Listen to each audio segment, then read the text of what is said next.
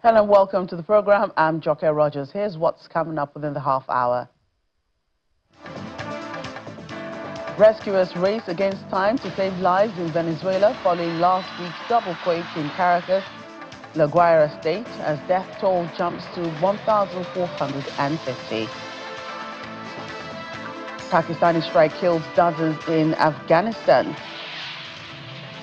Plus 6 people killed in Germany following a shooting at a youth welfare center in Stade. Let's begin the world today. We begin with developments from the double earthquakes that struck Venezuela on June 24 as the death toll rises to 1,450. Rescuers are now in critical hours of search for survivors while aftershocks continue to shake the region. The country's acting president, Delcy Rodriguez, says a 21-year-old man has been pulled from the rubble in La Guaira state after being trapped for 106 hours.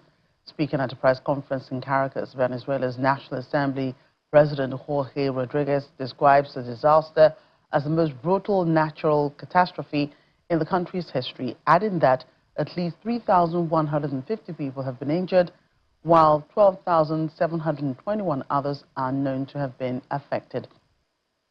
Following the earthquakes, authorities say displaced Venezuelans will be housed in camps as rescue and recovery efforts are expanded, with tens of thousands of people still reported missing. Now let's head to the Middle East, where the United States and Iran have agreed to stand down following an exchange of strikes over the past few days. The development comes after several attacks in and around the Strait of Hormuz, with both nations accusing each other of violating the ceasefire. According to a U.S. official, the move is intended to allow vessels to move through the Gulf waterway freely, adding that talks on a deal to permanently end the conflict will continue. Meanwhile, Iran's Deputy Foreign Minister Kazem Garibabadi has denied plans for technical talks this week. However, U.S. President Donald Trump wrote on his Truth Social platform that a meeting would be held in Qatar's capital at Iran's request. As part of a memorandum of understanding, Iran agreed to use its best efforts to ensure the safe passage of commercial vessels without charge for up to 60 days. Meanwhile, Iranian Foreign Minister Abbas Araghchi has warned that any interference in arrangements related to the Strait of Hormuz will lead to further complications and delay its reopening amid renewed tensions over the strategic shipping route. Speaking at a joint press conference in Baghdad with his Iraqi counterpart Fuad Hosseini, Mr. Araghchi said that under a memorandum of understanding signed with the United States, the Strait of Hormuz will return to its pre-war capacity within 30 days, following the removal of impediments by the Islamic Republic of Iran.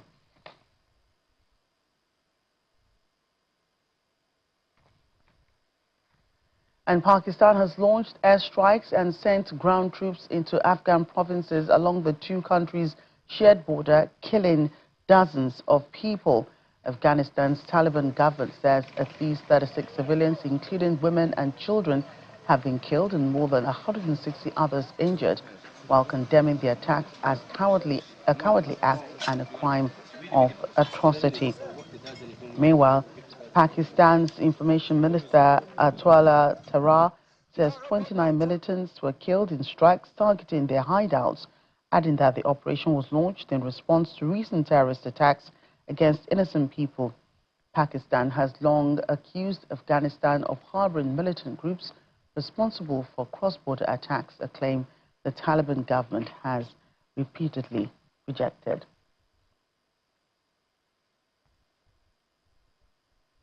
Away from the Middle East, Russian President Vladimir Putin has confirmed Moscow's acceptance of a U.S. proposed compromise on Ukraine during his meeting with President Donald Trump in Alaska last year.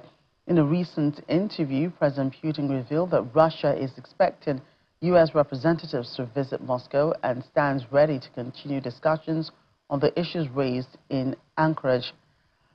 In August 2025, Mr. Putin and Mr. Trump held talks at the military base in Alaska to discuss a peaceful resolution to the conflict in Ukraine, as well as bilateral trade and economic cooperation.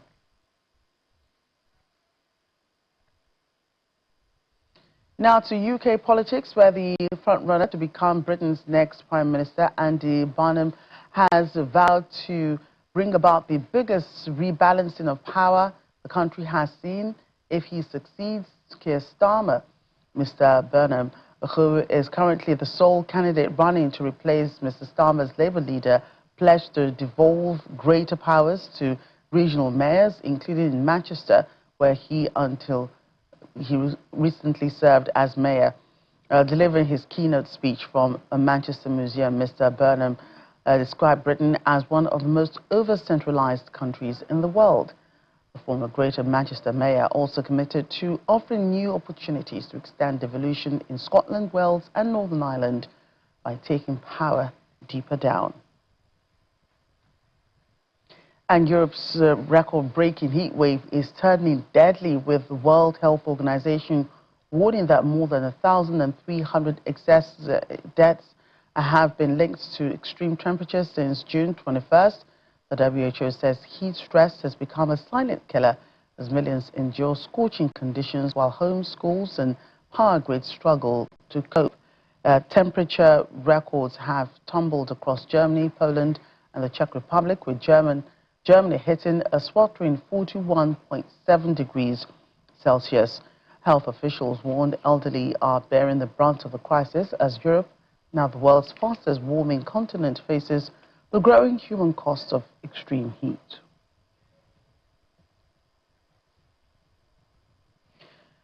Meanwhile, the European Union is imposing new restrictions on visas for Somali nationals after a disagreement with Mogadishu over the return of irregular migrants to their home country.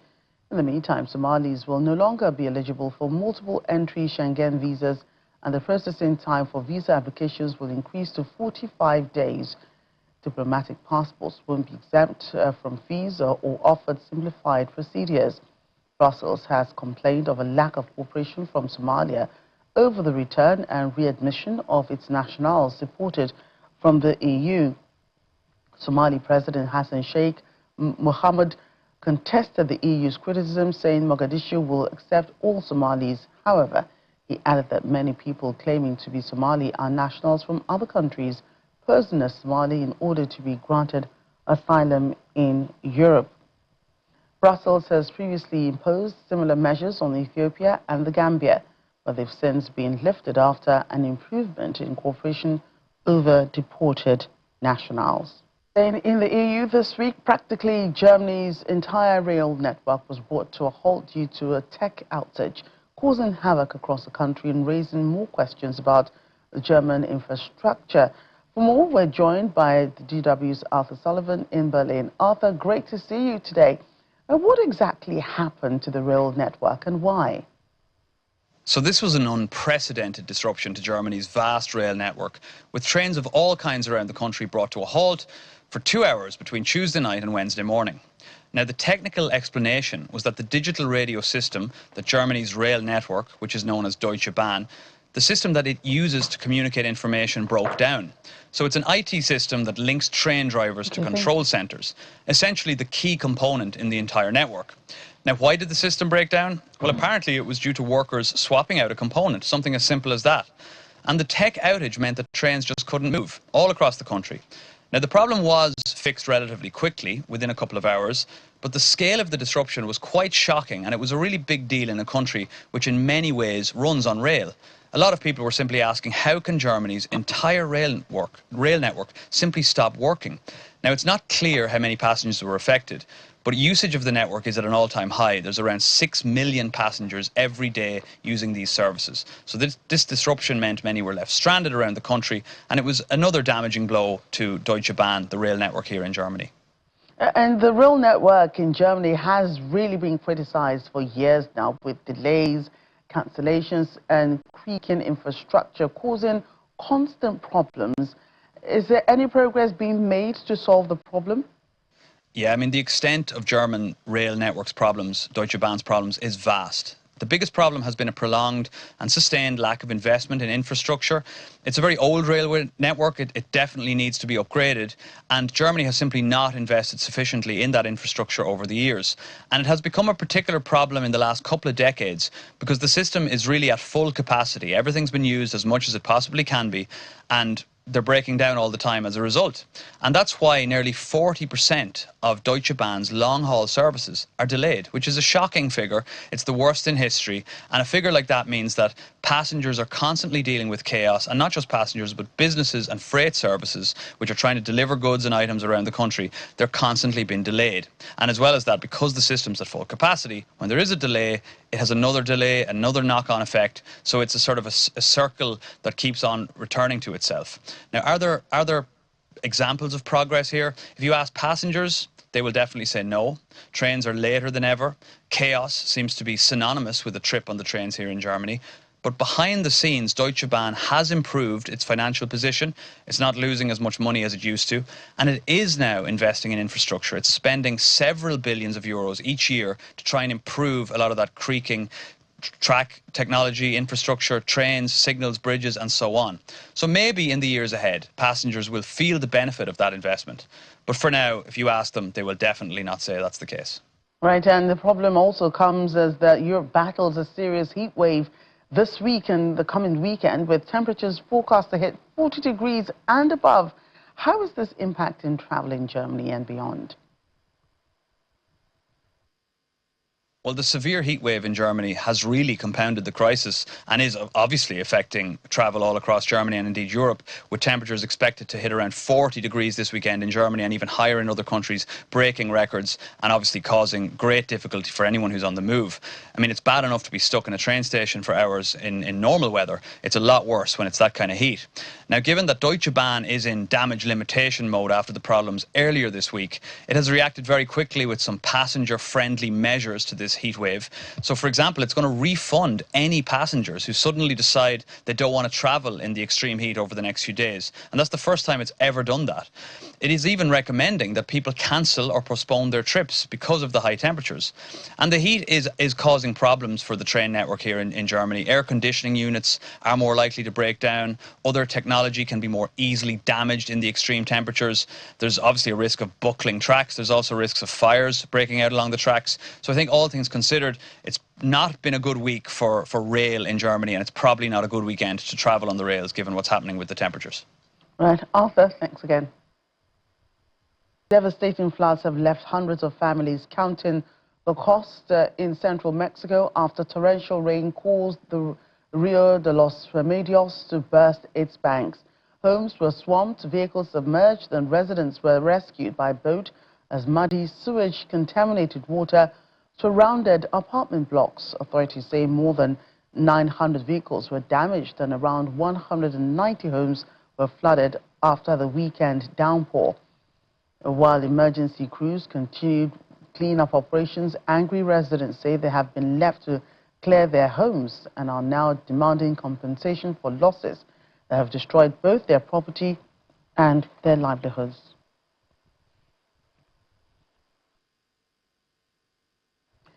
Let's shift our attention to South Africa, where the Nigerian government is resuming the evacuation of citizens from that country, with the next batch expected to arrive aboard an Air Peace flight that departed Nigeria earlier today. A statement issued by the spokesperson for the Ministry of Foreign Affairs, Mr. Kemiebi Ebiemfa, says the return flight is scheduled to depart South Africa at midnight, carrying about 271 evacuees. The flight is expected to arrive at the Murtala Mohammed International Airport in Lagos early on Tuesday morning. Meanwhile, members of South Africa's anti-illegal immigration movement have gathered in Soweto for the Abahambe March. Organizers say the demonstration is aimed at fighting crime and corruption, which they argue are linked to illegal immigration. However, the march has been criticized by some civil society groups and community organizations who warn that it could fuel xenophobia, tribalism, and further divide communities. Our correspondent, Innocent Samusa, has more.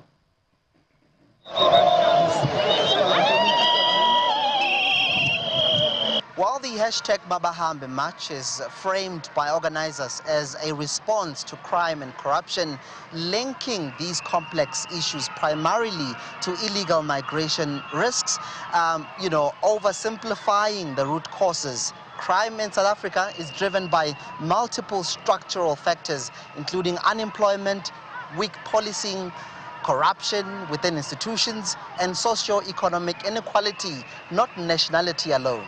I asked some of the leaders why they're not protesting to the government. This is an indication that this government has failed, and Ramaphosa should be ashamed of himself. This is a motion of no confidence against the government of the day. For the fact that people now, they are saying enough is enough. People are protesting. People are saying these people must leave. It means that they don't have confidence in the government of the day. So what we are, asking Ramaphosa to do, stop investing 600 million policing South Africans. Meanwhile, some critics have warned that the march could fuel xenophobia and unfairly target innocent migrants. I also had the opportunity to speak to some of the elderly participants who took part in the demonstration to understand why they choose to join the march. The government is failing us as a citizen. They're taking their own time to fix the problem. Now people are sick and tired of this government. They want to fix things on their own. So let the government give us time to fix this country. Yes, Papa, I'll say the government has failed us. If you can see this crowd, it's a sign that South Africans are not working. That's why I'm here today. Yeah, but would you say that it's because of illegal foreigners that South Africans? Yes, it is, because if we are coming from Zimbabwe, we are paid 20 rands. When you go to Zimbabwe, it's hundreds and thousands. Here in South Africa, 20 rands is 20 rands. It will never change. Even the petrol, our fuel is so up. So we can't buy bread.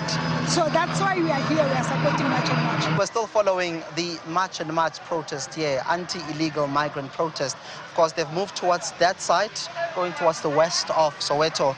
In fact, I have this beaded Kenyan Maasai bracelet on my wrist, and one of the demonstrators walk up to me and say to me, "When are you going back?"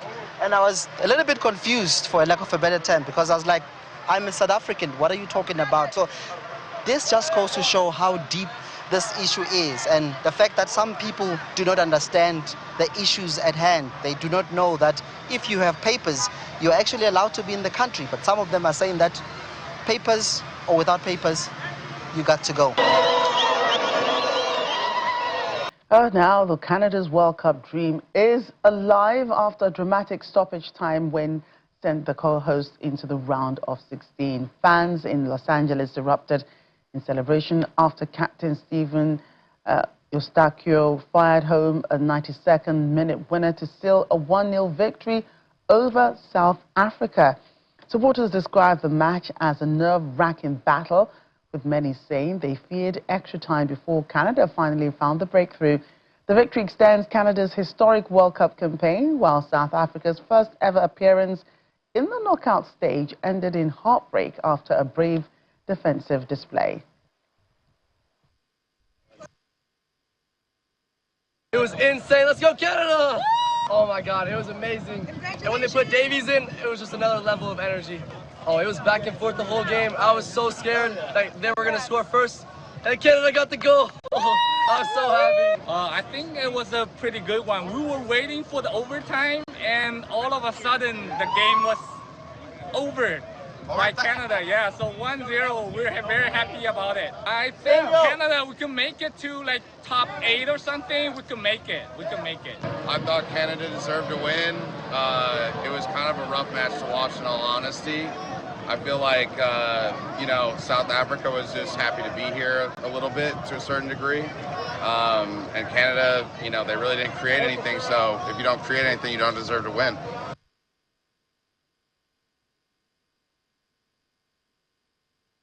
And just before we go, a new hilltop attraction in Afghanistan is giving visitors a thrilling new way to take in the scenery.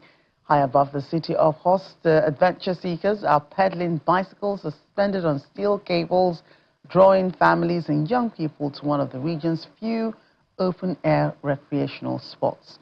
The attraction's creator says the idea came after seeing similar experiences online and hoped to give local residents a place to relax and enjoy the outdoors. Visitors have welcomed the project, saying it has brought new life to the popular hilltop while calling for more parks and leisure facilities across the region.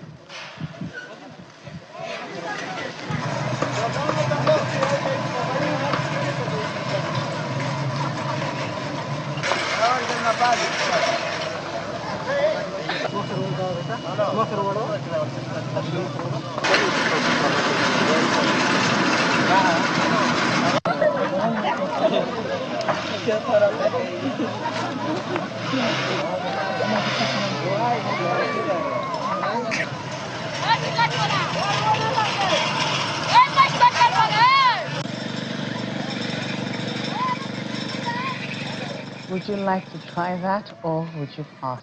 I would pass. That's our show today. Thank you so much for watching. I'm Joker Rogers.